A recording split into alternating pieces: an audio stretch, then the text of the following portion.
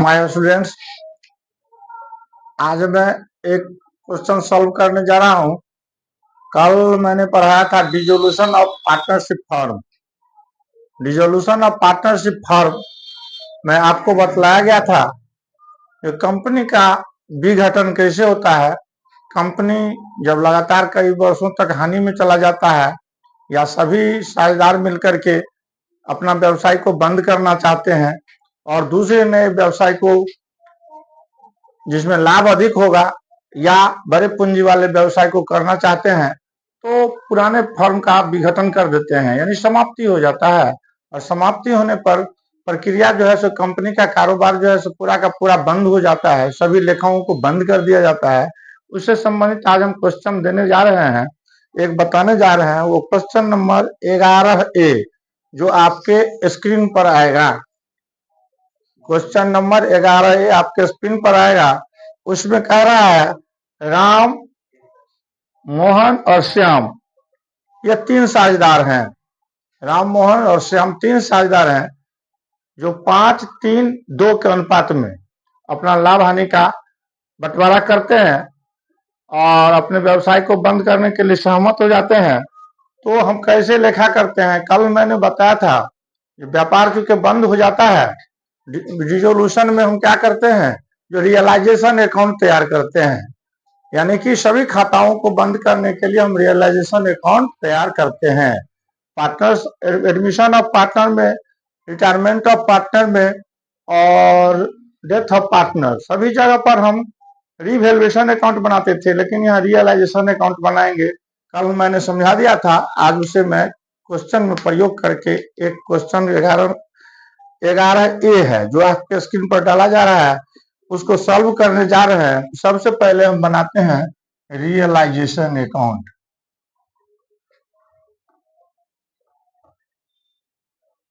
Realisation account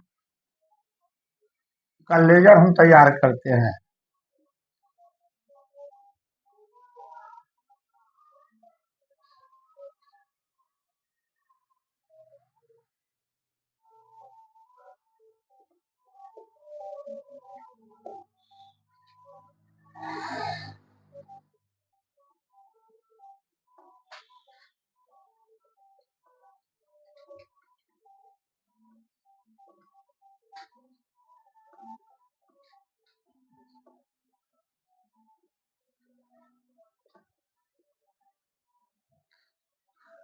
इसमें सभी संपत्तियों का और बाहरी दायित्वों का भुगतान करने के लिए हम देखते हैं कि संपत्ति जो है, इसमें कैश को छोड़ करके लेखा करते हैं। तो to all assets account except cash. Cash को छोड़ करके क्या, क्योंकि इसका तो मूल्यांकन वैल्यूएशन नहीं होता है, कैश जो है बराबर ही रह जाता है। इसलिए संपत्ति में यह लिक्विड एसेट्स है, कैश लिक्विड एसेट्स है, तो लिक्विड एसेट्स का हम लेखा नहीं करते हैं और उसमें डालते हैं। ए में हम देखते हैं डेबिटर्स है, पहला यह भी करेंट एसेट्स है, लेकिन इसको हम डालते हैं डेबिटर्स अकाउंट। बी डालने, ये सभी पुस्तकीय मूल्य पर हम दिखलाते हैं। तो डेबिटर्स है 30,000। दूसरा संपत्ति है सन्ड्री एसेट्स।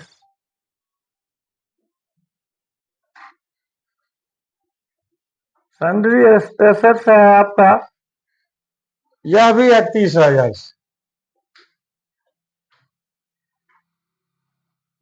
बस दो ही एसेट्स है और लाइबिलिटीज में हो जाएगा, यह भी पुस्तकीय मूल्य पर दिखाते हैं। तो बाय क्रेडिटर्स, यह बाहरी दायित्व है।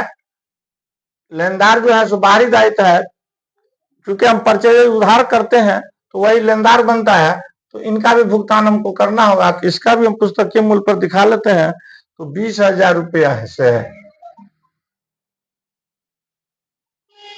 अब कोई एसेट्स लायबिलिटीज नहीं है, तो सबसे पहले अब हम इन संपत्तियों को बेचते हैं।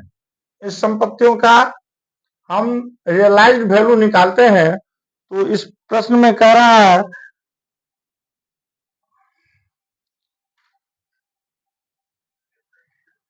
आपका समायोजन नंबर 2 कह रहा है 8,000 वेयर बैड डेब्ट्स, तो डेबिटर्स से हमको प्राप्त होता है बाय कैश अकाउंट। डेबिटर्स से हम पाते हैं, डेबिटर्स हमारा था 30,000, तो 30,000 में से घटा लेते हैं 8,000 बैड डेब्ट्स हो जाता है, तो हमको आता है 22,000 रुपया। उसके बाद पुनः कहता है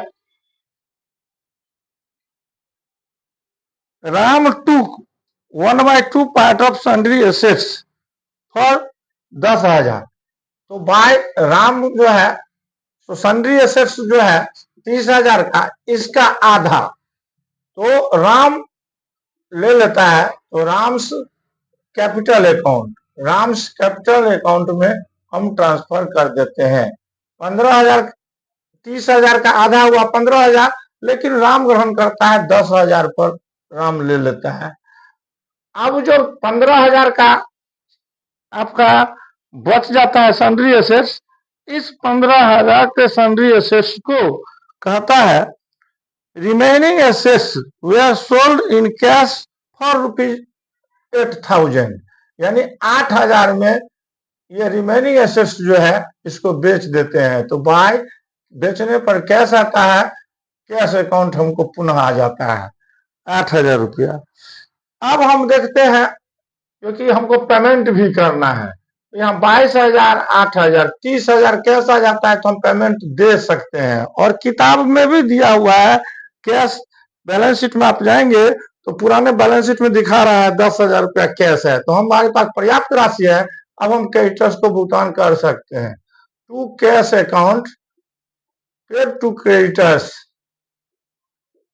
पेड टू क्रेडिटर्स, इनको पहले भुगतान दिया जाता है, बाहरी दायित्व का पहले भुगतान। अगर बैंक लोन रहता तो पहले बैंक लोन को भी भुगतान कर देते, अगर किसी पार्टनर्स का लोन दिया हुआ है उसका भी भुगतान कर देते, क्योंकि ये बाहरी दायित्व हो जाता है, तो इनका हम 20,000 का 20,000 दे देते हैं। क्योंकि प्रश्न में कोई नहीं कहता है डिस्काउंट पर भुगतान करना है, क्रेडिटर्स को भी हम छोड़ देते हैं, 20,000 कैश पेमेंट कर देते हैं। उसके बाद और लेखा नहीं दिया हुआ है, अब हम दोनों पक्ष का योग बराबर करते हैं, तो देखते हैं यहाँ 80,000 बायां पक्ष का योग होता है, इधर भी बायां पक्ष में 80,000 हम पूरा करते हैं, तो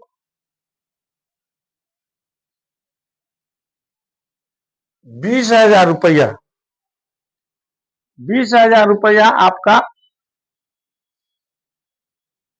लेकिन एक चीज आपको और छूट रहा है इसमें, आपको प्रोविजन फॉर बैड डेब्ट्स 5,000 रुपया ओल्ड प्रोविजन है, जो यह भी प्रॉफिट की राशि है, तो यहां लिख देते हैं by profit from old RFBD, इसको हम 5,000 रुपया पहले से जमा है, डेबिटर्स में से लेस किया है प्रोविजन फॉर बैड डेब्ट्स, तो पहला प्रोविजन हुआ कि यह ओल्ड RFBD जो है जमा है, यह 5,000 रुपया आपका लाभ होता है। तो यहाँ पर हम दिखाते हैं 20,000 नहीं दिखा करके यहाँ 15,000 रुपया हम दिखा देंगे। 15,000 रुपया ये आपका PL अकाउंट बनता है, यानी नेट लॉस हम इसको लिखते हैं, net loss on realisation account, realisation account. यह रियलाइजेशन का लॉस जो है सो सभी पार्टनर में बांट देते हैं, ट्रांसफर्ड टू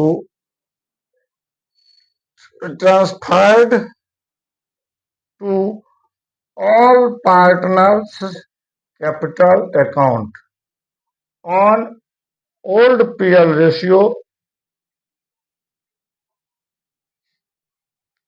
5:3:2, 5:3 में बांट देते हैं। अब हम जब रियलाइजेशन अकाउंट तैयार हो जाता है, उसके बाद हम बना लेते हैं partners capital account, partners capital account, क्योंकि अब व्यापार का समाप्ति हो रहा है, व्यापार का समापन हो रहा है, डिसोल्यूशन में हम है, तो रियलाइजेशन पर जो भी लाभ हानि होता है वो पार्टनर्स के कैपिटल अकाउंट में रहता है, और पार्टनर्स का पहले से भी कैपिटल दिया हुआ रहता है। तो क्या पार्टनर्स को लाना है, किसको ले जाना है, किसको लाना होगा घर से, इसके लिए पार्टनर्स कैपिटल अकाउंट बनाते हैं।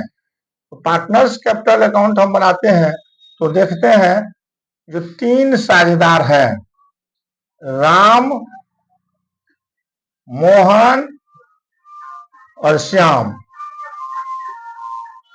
इधर भी बनाते हैं 3 साझेदार का, राम, मोहन, श्याम।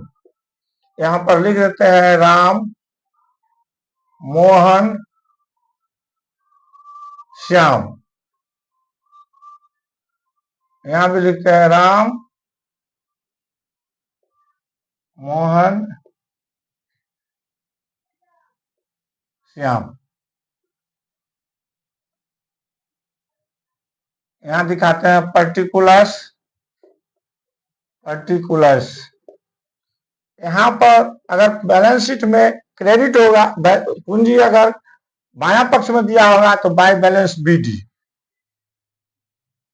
एक साझेदार का आप क्वेश्चन में देखेंगे, जो श्याम जो है उसका संपत्ति के साइड में दाहिना पक्ष में दिखाया हुआ है, तो टू बैलेंस बीडी। समझना है, ये दोनों का लाइबिलिटी साइड बायां पक्ष में दिखाया हुआ 30,000, 20,000। इसका भी दिखा देते हैं 30,000, इसका दिखा देते हैं 20,000।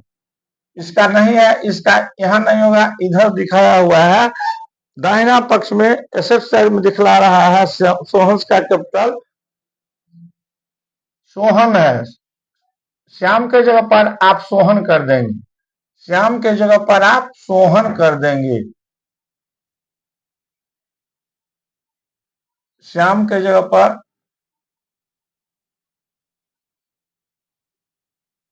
सोहन कर देंगे। राम, मोहन और सोहन, ये 3 साझेदार है। तो सोहन का दिखा रहा है कैपिटल 15,000 रुपया एसेट साइड में है, यानी इनका पूंजी जमा नहीं है, इनको पूंजी लाना ही होगा, ये हानि में ही चल रहे हैं सोहन। अब हम इसको हम शॉर्ट नाम में भी लिख सकते थे, राम, मोहन, सोहन। राम, मोहन, सोहन। राम भी लिख सकते हैं, मोहन, सोहन भी लिख सकते हैं। अब इनको मिलने वाला राशि है बाय जनरल रिजर्व, आपके क्वेश्चन में डाले हुए हैं। लाइबिलिटी साइड में इनका पहले से जमा है जनरल रिजर्व, तो बाय जनरल रिजर्व अकाउंट, या 5-3-2 में बांट देते हैं। जनरल रिजर्व की राशि दिया हुआ है 10,000 रुपये, तो 10,000 का 2 बटे अगर 5, 3, 8, 2, 10 करते हैं तो 2,000 रुपया इनको मिलता है, 3,000 इनको मिलता है, 5,000 इनको मिलता है, राम को मिलता है। अब हम देखते हैं मिलने वाला किताब से कुछ भी नहीं है। अब ये लॉस हुआ, ये ट्रांसफर कर देते हैं टू रियलाइजेशन लॉस। यहां भी ट्रांसफर कर देते हैं, 5-3-2 में 15,000 है, तो 2/10 करते हैं तो इनके खाते में चला जाता है 3,000 रुपया, इनके खाते में चला जाएगा 4,500 रुपया, 3/10, और इनके खाते में चला जाएगा 7,500 रुपया। ये आपका 7,500, 4,500 और 3,000, ये आपका खत्म हो जाए, ये लॉस खत्म हो रहा है। 15,000 रुपया को डेबिट साइड में हम दिखला देते हैं। अब मिलने वाला, इनको एक चीज देखते हैं और क्या क्या मिलने वाला है। तो आप यहाँ देखते हैं रियलाइजेशन अकाउंट में राम ने सन्ड्री एसेट्स जो था आधा को ग्रहण कर लिया था 10,000 में, तो राम का तो पूंजी 10,000 से ऑलरेडी कम जाएगा, तो बाय राम में दिए हुए हैं, तो to realisation account, to realisation account केवल राम के खाता में जाएगा। राम 10,000 रुपया से टेक किए हुए था आधी संपत्ति को, अब कुछ नहीं आएगा, अब हम देखते हैं जो कि यह तीनों मुंह को मिलाते हैं, दोनों पक्ष के जोग को बराबर करते हैं। तो हम देखते हैं इधर होता है 35,000, इधर होता है 23,000 और सोहन का बायां पक्ष बड़ा है 18,000 रुपया। इधर भी हम 18,000 करते हैं तो सोहन को लाना पड़ जाता है 16,000 रुपया सोहन को लाना पड़ जाएगा। 16,000, 2,000, 18,000 और इनका 23,000 है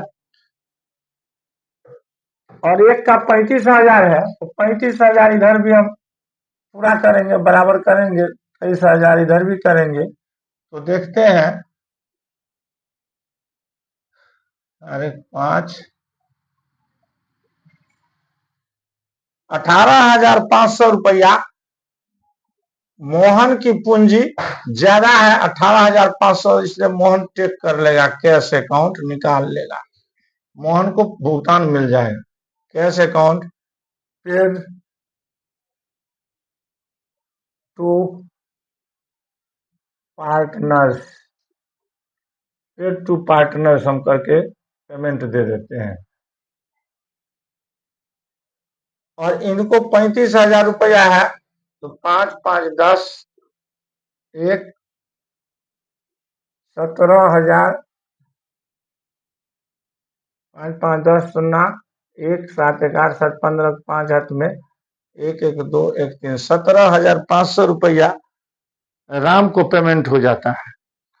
अब हम देखते हैं इनको भी कैश मिल गया, इनको भी कैश मिल गया और सोहन को लाना पड़ रहा है, घर से लाएंगे सोहन, इनको भी दे देंगे by cash account, by cash account.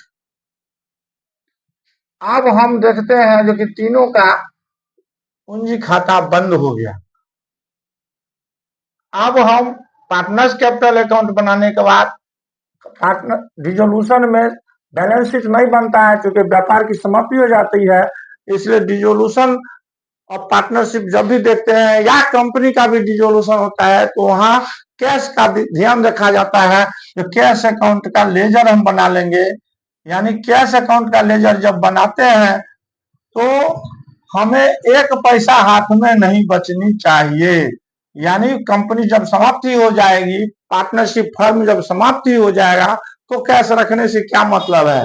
अब इसके लिए हम कैश अकाउंट का लेजर तैयार कर लेते हैं। तो कैश अकाउंट में टू बैलेंस बीडी पुस्तक में पहले से दिया हुआ है, आप देखेंगे तो एसेट साइड में 10,000 रुपया कैश पहले से दिया हुआ है, तो 10,000 कैश हम दिखा देते हैं। अब हम देखते हैं जो कैश कहां कहां से आता है, तो रियलाइजेशन अकाउंट में आप देखते हैं जो बाय कैश है, तो यहाँ पर डेबिटर से हमको प्राप्त होता था 22,000 रुपया, तो यहाँ लिखते हैं बाय रियलाइजेशन अकाउंट 22,000 रुपया।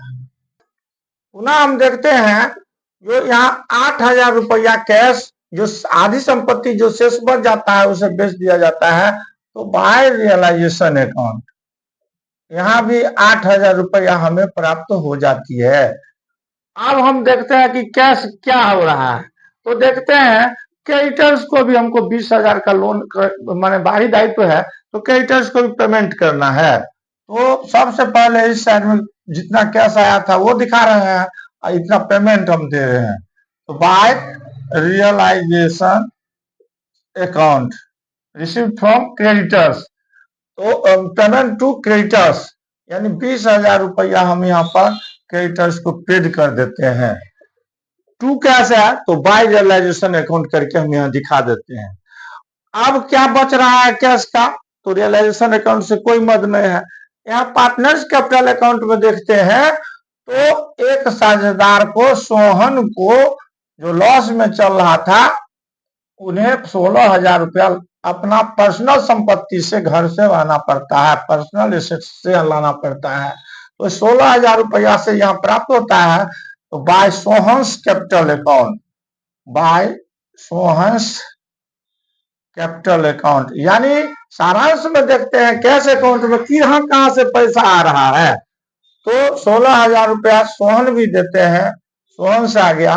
और पेमेंट कौन कौन लेते हैं? तो खर्च का घर है, राम को पेमेंट देते हैं, राम्स कैपिटल अकाउंट।